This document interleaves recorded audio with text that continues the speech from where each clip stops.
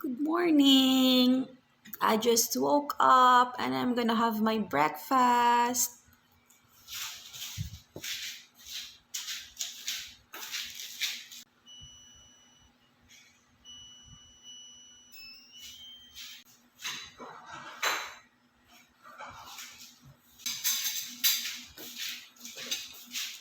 So, magra-rice ako today for breakfast kasi ang dami naming hindi naubos.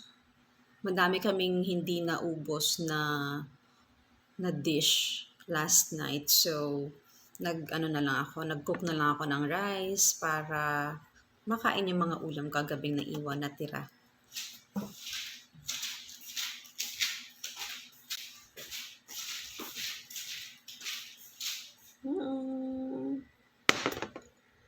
Of course, hindi mawawala ang coffee.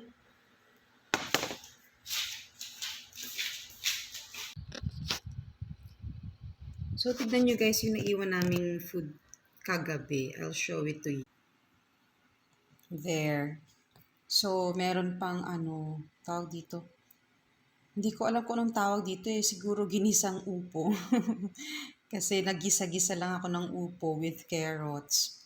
Tapos ito, Chinese stir fry. Tsaka may dalawa pang piraso ng pork. Fried pork. O, diba? Kaya, sabi ko mag-cook na lang ako ng rice para makain yan. Alam nyo, actually, nag-fried pa ako ng egg. Tapos naisip ko, ay no, madami palang magbe-bread sana ako ngayon. Tapos, kaya lang,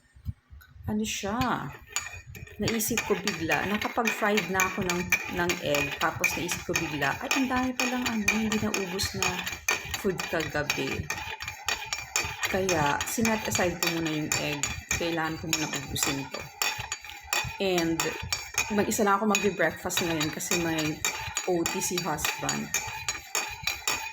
O, diba? Eh, mamaya naman pagdating niya, magluluto na ako ng iba.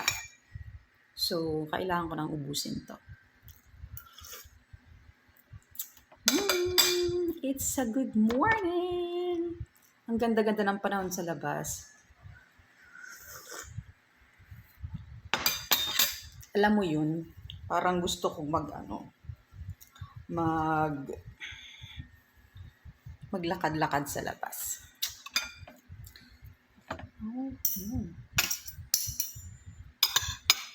Sarap ng pagkakaluto sa cabbage tsaka sa in fairness. Yung pag stir fry ko, perfect ko na siya.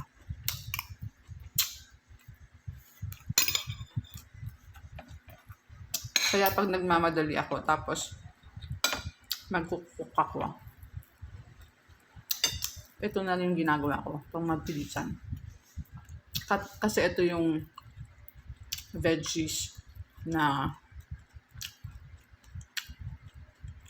mabilis kong kumbaga master ko na siya.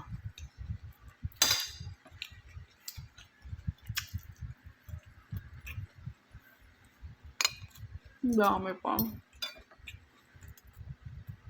And alam niyo ba, may pork giniling pa. What? Hindi ko na record yun. Ang haba ng mga sinabi ko.